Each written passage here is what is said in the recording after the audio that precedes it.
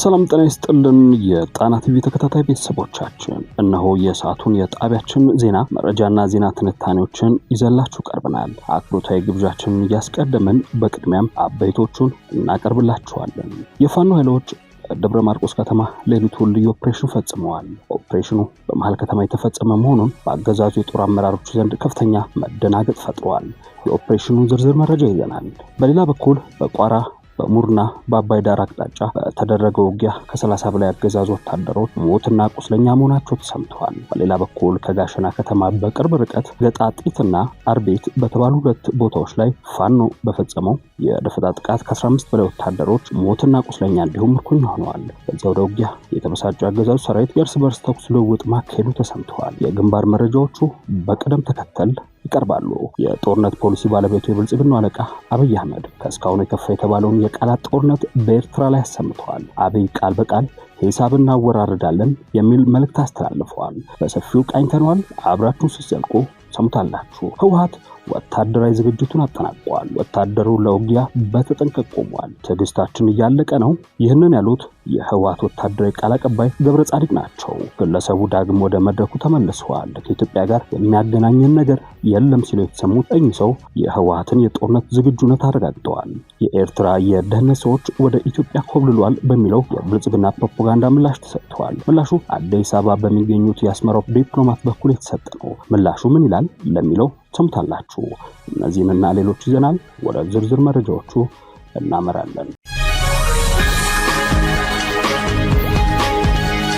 በቋራ በሙርና በአባይ ዳር አቅጣጫ በተደረገው ውጊያ ከ30 በላይ አገዛዙ ወታደሮች ሙትና ቁስለኛ መሆናቸው ተሰምተዋል። በሌላ በኩል ከጋሸና ከተማ በቅርብ ርቀት ገጣጢትና አርቤት በተባሉት ሁለት ቦታዎች ላይ ፋኖ በፈጸመው የደፈጣ ጥቃት ከ15 በላይ ወታደሮች ሙትና ቁስለኛ እንዲሁም ምርኮኛ ሆነዋል። በዚያው ውጊያ የተበሳጨው አገዛዙ ሰራዊት የእርስ በርስ ተኩስ ልውውጥ ማካሄዱ ተሰምተዋል። በቅድሚያም ሰበር የግንባር መረጃ የአፋብን ሁለተኛ ኮር አዳኝ ቡድን በደብረ ማርቆስ ከተማ ከሌሊቱ 7 ሰዓት ከ10 ልዩ ኦፕሬሽን ፈጽመዋል። ኦፕሬሽኑ በመሃል ከተማ የተፈጸመ መሆኑን ከፋኖ የመረጃ ምንጮች ሰምተናል። አፋብን ቴዎድሮስ እዝ 206ኛ ኮር በደብረ ማርቆስ ከተማ ከሌሊቱ 7 ሰዓት ከ10 በአንድ ኤፍኤስአር መኪና ተጭነው ከስላሴ ካምፕ ወደ የጁቤ ሊንቀሳቀሱ የነበሩ የአገዛዙ ሰራዊት ላይ የቦምብ ጥቃት ተፈጽሟል። የቦምብ ጥቃቱን ተከትሎ አንድ የጦር አዛዡን ጨምሮ 14 የአገዛዙ ኃይል ወዲያውኑ ህይወታቸው ሲያልፍ 9 ከባድና 6 ቀላል ቁስለኞች ሆነው ወደ ሕክምና ቦታ እንደተወሰዱ ታውቋል። የቀጠናው ልዩ ክስተት የሆነው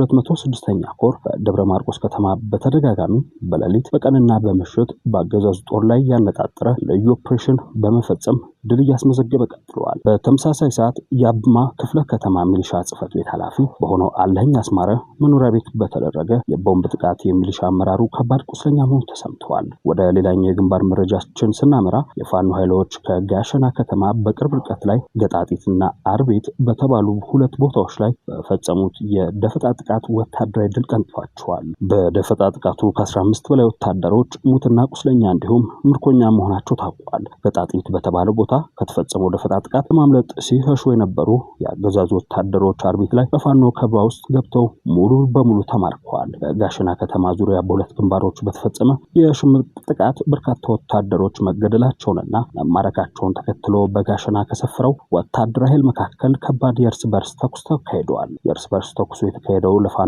መረጃ ሰጥታችሁ አስመትታችሁናል በተባሉ የአማራ ተወላጅ የሰራዊቱ አባላትና በወታደራዊ አመራሮች አጃቢዎች መካከል መሆኑ በግንባር መረጃው ላይ ተመላክቷል። አፋብን ምኒልክ የደጋው መብረቅ ኮር ቀኝ አዝማች ተበጀ ወርቁ ክፍለ ጦር እና አንሻ ክፍለ ጦር በትላንትናው ዕለት መነሻውን ከጋሸና አድርጎ ሲጓዝ በነበረ በአገዛዙ ኃይል ላይ ጠና ጥቃት የፈጸሙት በተከታዩ መልኩ ነው። ከጋሸና በ5 ኪሎ ሜትር ርቀት ላይ በምትገኝ ገጣጢት ላይ የቀኝ አዝማች ተበጀ ወርቁ ክፍለ ጦር ቃኝ በአገዛዙ ሰራዊት ላይ በወሰደው እርምጃ 6ቱ ሲደመሰሱ 9 ቁስለኛ ሆነዋል።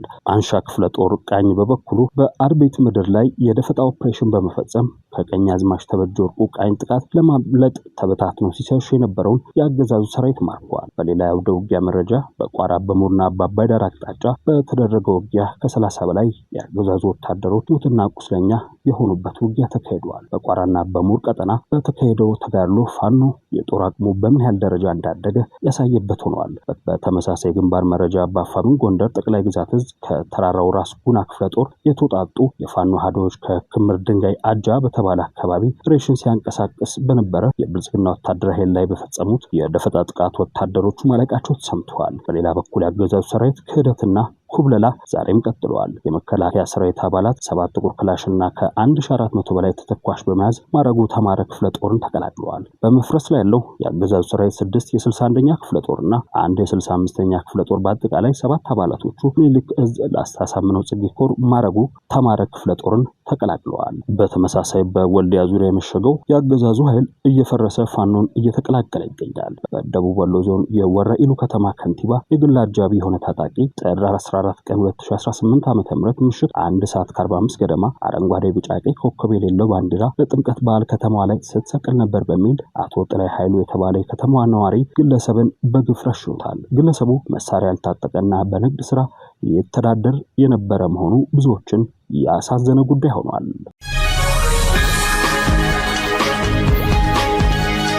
የጦርነት ፖሊሲ ባለቤቱ የብልጽግናው አለቃ አብይ አህመድ ከስካሁን የከፋ የተባለውን የቃላት ጦርነት በኤርትራ ላይ አሰምተዋል። አብይ ቃል በቃል ሂሳብ እናወራርዳለን የሚል መልእክት አስተላልፈዋል። በታላቁ ንጉሠ ነገሥት ቀዳማዊ ኃይለ ሥላሴ ዘመነ መንግስት 1928 ይፋዊ ተቋማዊ ቅርጽ ይዞ የተመሰረተው የኢትዮጵያ አየር ኃይል አኩሪ ታሪኩን በሚያጎድፍ የውስጥ ግጭት ተሳታፊ ሆኖ በቀጠለበት በዚህ ዘመን 9ኛ ዓመት የምስረታ በዓሉን በማክበር ላይ ይገኛል። የምስረታ በዓሉ ላይ የተገኙት የብልጽግናው አለቃ አብይ አህመድ በስም ባይጠቅሱም ቀጥተኛ ንግግሩ ለኤርትራ እንደሆነ የሚያመላክት የመልእክት ይዘት አስተላልፈዋል። ጦርነትን የሙሉ ጊዜ ተግባራቸው ያደረጉት ጠቅላይ ሚኒስትሩ ለኤርትራዎቻቸው ምላሽ ሰጥተዋል።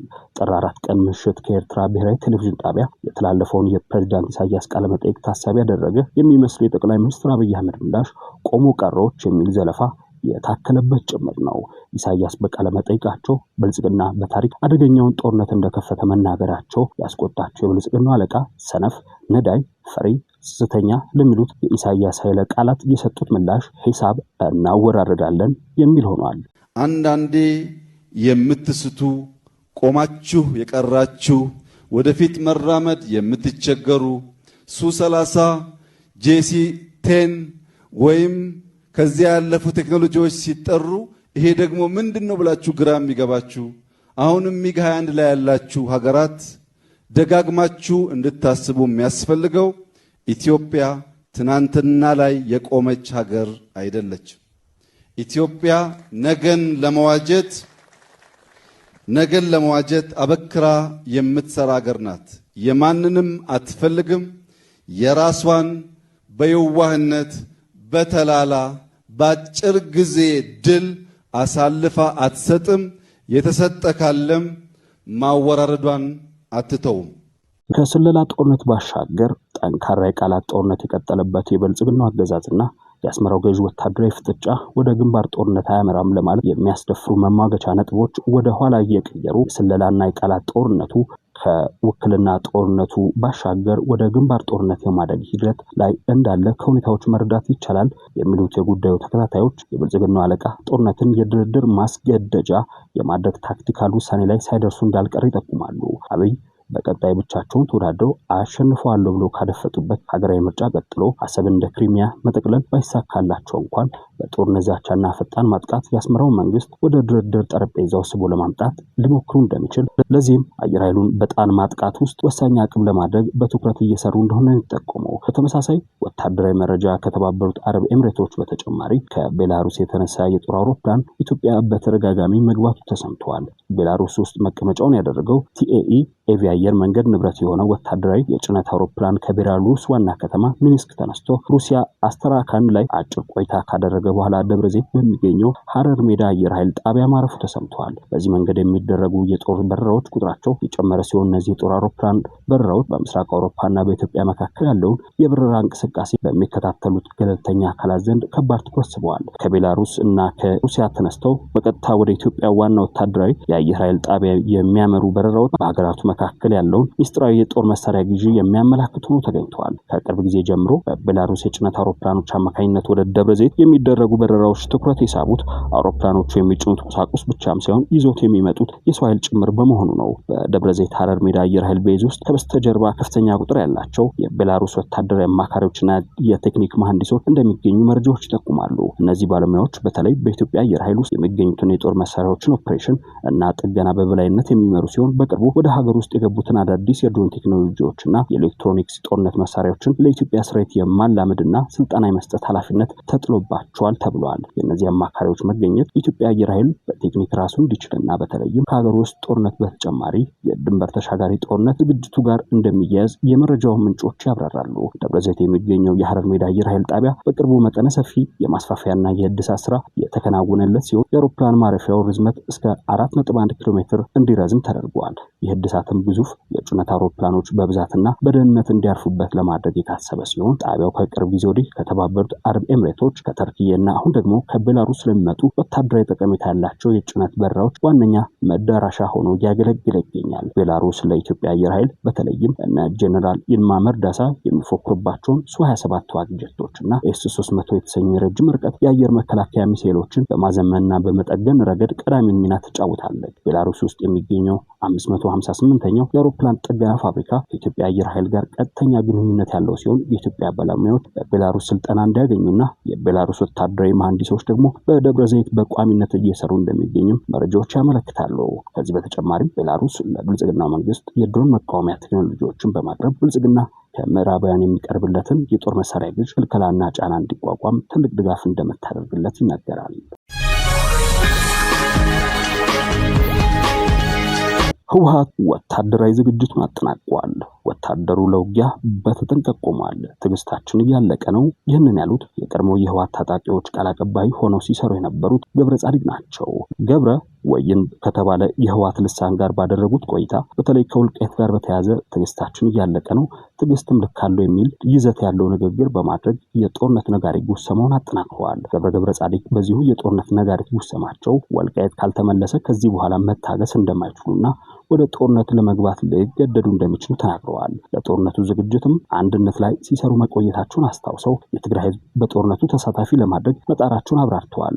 ከዚህ በተጨማሪም የትግራይ ሰራዊት ባሉት አካል ላይ በውስጥ ለሚነሱ አካላት ትዕግስት የለንም ሲሉም ተደምጠዋል። በሆነ አጋጣሚ በነበረ ስልጣን የተገኙ ሚስጥሮችን ለሌሎች አሳልፎ መስጠት የሚያህል ሞት የለም ሲሉም ተሰምተዋል። ህወሓት ለማንኛውም ወታደራዊ ግዳጅ ዝግጁ መሆኑንም አረጋግጠዋል። ህወሓት አሁን የተዘጋጀበት ጦርነት መገንጠልን ዋና ዓላማ ያደረገ መሆኑን ወታደራዊና የፖለቲካ አመራሮቹ ከሚያደርጓቸው ቃለመጠይቆች ይዘት መረዳት ይቻላል። የህወሓት ቃል አቀባይ የሆኑት አቶ ገብረ ጻዲቅም ይህንኑ የሚያረጋግጥ ንግግር አድርገዋል። ግለሰቡ ለወይን ሚዲያ እንደገለጹት ከኢትዮጵያ ጋር ምንም የሚያገናኘን ነገር የለም፣ የህዝቡ ማህበራዊ ስሪት ተበጥሷል፣ የሚያገናኘን ነገር የፕሪቶሪያ የሰላም ስምምነት ብቻ ነው። ስምምነቱ የማይተገበር ከሆነና ግዛታችን በሰላም የማይመለስ ከሆነ ትዕግስታችን እያለቀ ነው፣ ለዚህም በኃይል ለማስመለስ ተዘጋጅተናል ሲሉ የህወሓትን መገንጠል ፍላጎት ዳግም አረጋግጠዋል። ከዚህ ቀደም በድርጅቱ አጠራር የደቡብ ግንባር ኃላፊ የሆኑት ሜጀር ጀነራል ዮሐንስ ወልደ ጊዮርጊስ ከኢትዮጵያ ጋር የሚያገናኘን ነገር ሁሉ ተበጥሶ አልቋል ማለታቸው ይታወሳል። በተመሳሳይ ቀድሞ የሜቴክ ዋና ዳይሬክተር ሜጀር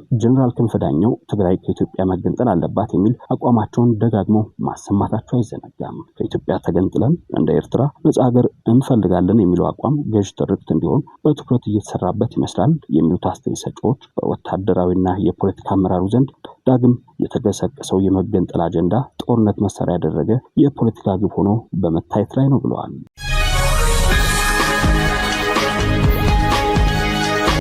የኤርትራ የደህንነት ሰዎች ወደ ኢትዮጵያ ኮብልለዋል በሚለው የብልጽግና ፕሮፓጋንዳ ምላሽ ተሰጥቷል። ምላሹን የሰጡት በአዲስ አበባ የሚገኘው የኤርትራ ኤምባሲ ዋና ጉዳይ አስፈጻሚ ቢንያም በርሄ ናቸው። በቅርቡ ብልጽግና በሆን ሪቪው ታንክ ድረገጽ በኩል ባስነበበው ዘገባ የኤርትራ የደህንነት ሰዎች ወደ ኢትዮጵያ መኮብለላቸውን አመላክቶ ነበር። ጉዳዩንም የብልጽግና ልሳናት ተቀባብሎታል። በምስራቅ አፍሪካ ፖለቲካ ውስጥ ለዘመናት በሚስጥራዊነቱና በታማኝነቱ የሚታወቀው የኤርትራ የስለላ መዋቅር ከውስጥ እየተሸረሸረና አባላት ወደ ኢትዮጵያ የደህንነት መዋቅር እየገቡ መሆኑን የሆርን ሪቪው ዘገባ አትተዋል። የክስተት ድንገተኛ ሽሽት ሳይሆን ስልታዊና የተዋቀረ የደህንነት መረጃ ፍሰት መሆኑን በመግለጽ ለብልጽግና ኤርትራ የደህንነት መዋቅር ከውስጥ ሆኖ የማየትና የመቆጣጠር እድል ፈጥሮለታል ሲል ዳስሷል። በጉዳዩ ላይ ይፋዊ ምላሽ የሰጡት በአዲስ አበባ የሚገኘው የኤርትራ ኤምባሲ ዋና ጉዳይ አስፈጻሚ ቢንያም በርሄ ከእውነት የራቀ ነው ሲሉ አጣጥለውታል። ቢኒያም በይፋ የትስስር ገጻቸው ይህንኑ መረጃ በማጋራት በአያያዙ ጽሑፍ ላይ መረጃውን ያቀረበው ድረገጹ በብርቱ ተችተው የኤርትራ ሰላዮች አለመሸሻቸውን ሞግተዋል።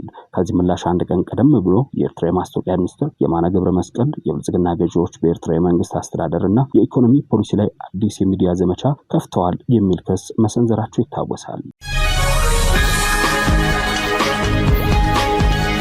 የዋዜማ ሬዲዮ መታገድ የብልጽግና አገዛዝ የአምባገነንነት ደረጃ ጫፍ ላይ ለመድረሱ ማሳያ ነው ተባለ። በለዘብተኛ አቀራረቡ የሚታወቀው ዋዜማ ሬዲዮ እገዳ ተጥሎበታል። የኢትዮጵያ መገናኛ ብዙሃን ለእግዱ ምክንያት ነው ያለው ጣቢያው ከሚታወቅበት ባህሪ የሚቃረን መሆኑ የአገዛዙን ጫፍ የረገጠ አምባገነንነት ያሳይ ሆኗል። ዋዜማ ሬዲዮ በበኩሉ እግዱን ተቃውሞ ድምፁን አሰምቷል። ዋዜማ ሬዲዮ በሚል ስያሜ በስደት ላይ በሚገኙ 3 ኢትዮጵያውያን ጋዜጠኞች በሰኔ 2006 ዓ.ም የተቋቋመው መገናኛ ብዙሃኑ በኢትዮጵያ ያለውን የስራ ፍቃድ ተመላሽ ያደረገው ትላንት ጥር 16 ቀን 2018 ነው። የበይነ መረብ መገናኛ ብዙሃን ለመጀመሪያ ጊዜ እውቅና የሰጠው የመገናኛ ብዙሃን አዋጅ በመጋቢት 2013 ዓ.ም ከጸደቀ ከ2 ወራት በኋላ የምዝገባ ምስክር ወረቀት ከተሰጣቸው 17 መገናኛ ብዙሃን መካከል ዋዜማ ሬዲዮ አንዱ ነበር። መገናኛ ብዙሃኑ በዚህ መልክ የተሰጠውን የስራ ፍቃድ እውቅናውን የመለሰው የኢትዮጵያ ሕገ መንግስት የመገናኛ ብዙሃን አዋጅን መመሪያዎችና የሙያ ስነ ምግባርን አክብሮ ለመስራት ፈቃደኛ ባለመሆኑ ምክንያት እንደሆነ ባለስልጣን መስሪያ ቤቱ ትላንት በወጣው መግለጫ ወንጅሏል። የዋዜማ ዘገባዎች የኢትዮጵያን ብሔራዊ ጥቅም የሚጻረሩ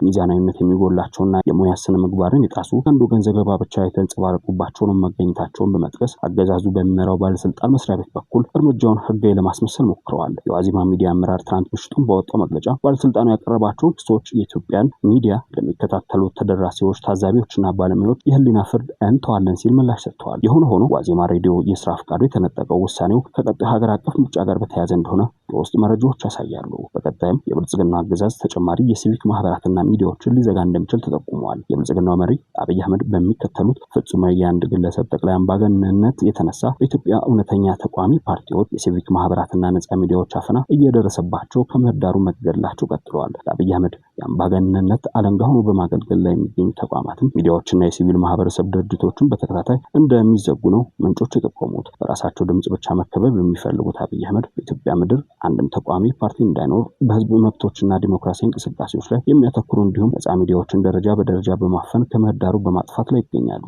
በቀጣይ ከሚዲያ እንደ ሪፖርተርና ኢትዮጵያን ኢንሳይደር ያሉ ሚዲያዎች የስራ ፈቃዳቸውን ለመንጠቅ በመገናኛ ብዙሃን ባለስልጣን መስሪያ ቤት በኩል ክትትል እንደተጀመረ የውስጥ ምንጮች መረጃዎችን አደርሰውናል። የብልጽግናው አገዛዝ የሲቪክ ማህበራትን ከዓላማው ውጭ በመንቀሳቀስ የሀገርና የህዝብ ጥቅምና የሚጎዱ ተግባራት ላይ መሰማራት በሚል የሐሰት ክስ በመለጠፍ ከማንኛውም እንቅስቃሴ በማገድ ላይ ይገኛል። ጠቅላይ ሚኒስትሩ በራሳቸው ድምጽ የመከበብ ፍላጎታቸው ወደ ፍጹማዊ ጠቅላይ አምባገነንነት እንደወሰዳቸው የሚያስረዱት ምንጮች የሚታገዱ ድርጅቶችና የሚዲያ ተቋማት እግዱን በህግ የመቃወም መብት በወረቀት ደረጃ ቢኖራቸውም በተግባር ወደ ስራ የመመለስ እድል እንደማይኖራቸው ለጣቢያችን አብራርተዋል። ምንጮች ይህንን ጉዳይ የአብይ አህመድ የአምባገነንነት ደረጃ ጫፍ ላይ ለመድረሱ ማሳያ አድርገው ያቀርቡታል። ከጦር መሳሪያ የዕዳ ክፍያ ጋር በተያያዘ የሰርቢያ ጦር መሳሪያ አምራች በኢትዮጵያ ላይ የ225 ሚሊዮን ዶላር ዕዳ ክስ አሰምተዋል። የደርጉ ዘመን የመጨረሻዎቹ ዓመታት ላይ የተፈጸመ የመሳሪያ ግዢ አሁን ላይ የዕዳ ጥያቄ እንደተነሳበት ተሰምተዋል። ለሸጥኩት መሳሪያ ዕዳው ይከፈለኝ ያለው የሰርቢያ መከላከያ ግዙፉ የጦር አምራች የሆነው ዩጎ ኢምፖርት ኤስዲፒአር ድርጅት ነው። ኢትዮጵያ ያልከፈለችው የጦር መሳሪያ ግዢ ዕዳ 225 ሚሊዮን ዶላር የሚጠጋ መሆኑን የሰርቢያ ፎርብስ የተሰኘ የዜና ምንጭ በሳምንቱ ውስጥ ዘግቧል። እንደ ዘገባው የኢትዮጵያ ወታደራዊ መንግስት ደርግ እንደ አውሮፓውያን አቆጣጠር ከ1984 እስከ 1990 ድረስ 21 የጦር አውሮፕላን መሳሪያ ውሎችን ከሰርቢያ መከላከያ የጦር አምራች ጋር የተፈራረመ ሲሆን 90% የሚሆነው የስምምነቱ መሳሪያ በተጠቀሱት ዓመታት መሃል ተረክቧል። የደርጉ መንግስት እንደ አውሮፓ አቆጣጠር በ1991 የወደቀ ሲሆን ከነዚህ ሁሉ ዓመታት ወዲህ የጦር መሳሪያ አምራቹ ዕዳዬ ይከፈለኝ ሲል ክስ መስርቷል። ዩጎ ኢምፖርት ኤስዲፒአር የሚገኘው የሰርቢያ ጦር መሳሪያ አምራች አሁን ላይ በሰርቢያ የሚገኙ የኢትዮጵያ ተንቀሳቃሽ ንብረቶችን በህግ አሳግዶና በሐራጅ አሽጦ ዕዳውን ለማስከፈል ነው ለችሎት ጥያቄውን ያቀረበው። በያዝነው ወር የቤልግሬድ የንግድ ችሎት በጉዳዩ ገና ውሳኔ እንዲሰጥ የሚጠበቅ ሲሆን ጉዳዩ የቀረበለት እንደ አውሮፓ አቆጣጠር በ2025 ነው። በሰርቢያ የኢትዮጵያ መንግስት ተንቀሳቃሽ ንብረቶች እንዲታገዱና በሐራጅ ተሽጠው ገቢው ለከሳሹ የጦር አምራች እንዲሰጥ ውሳኔ እየተጠበቀ ነው። 225 ሚሊዮን ዶላር የሚገመት የመሳሪያ ሸመታ ያደረገው ደርግ ከዕዳው ውስጥ በጊዜው 10% ብቻ መክፈሉ መረጃ ያመለክታል። ከደርግ መልስ ኢትዮጵያን ያስተዳደረው ኢህአዴግ መንግስት ዕዳውን እንዲከፍል ከዚህ ቀደም ተጠይቆ የነበረ ሲሆን ኢህአዴግ በዓለም ባንክ በኩል ለደሃ ሀገራት በሚደረገው የዕዳ ስረዛ ጉዳዩ እንዲታይለት ለማድረግ ሞክሮ እንደነበር መረጃው ጠቅሷል። የጦር መሳሪያ አምራቹ ግን ጉዳዩ የንግድ ስለመሆኑ በማንሳት የዕዳ ስረዛ ጉዳዩን ውድቅ አድርጓል። ድርጅቱ እንደ አውሮፓ አቆጣጠር በ2015 ለዓለም አቀፍ ችሎት አቤት ብሎ የተወሰነለት ሲሆን አሁን ስልጣን ላይ ያለው መንግስት ስለ ጉዳዩ የያዘው አቋም ምን እንደሆነ የሚገልጽ መረጃ የለም።